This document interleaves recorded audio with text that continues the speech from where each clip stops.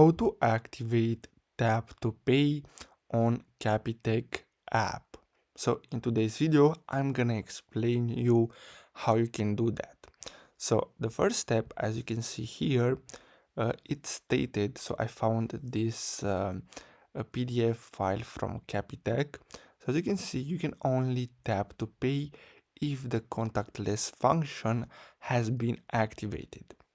So as you can see, you can visit a branch to activate or deactivate the function or do it on their app. So you can activate it directly from the app. So as you can see here, if you activate the function on their app, it will only work once you do a chip and pin transaction at the card machine or ATM. In other words, you first have to insert your card and enter your PIN at a card machine or ATM before you can use your card to tap to pay. And as you can see, if it was activated in a branch, it will be effective immediately if the card was inserted into the card reader in the branch. So basically, that's all for today's video. I really hope you found this video helpful.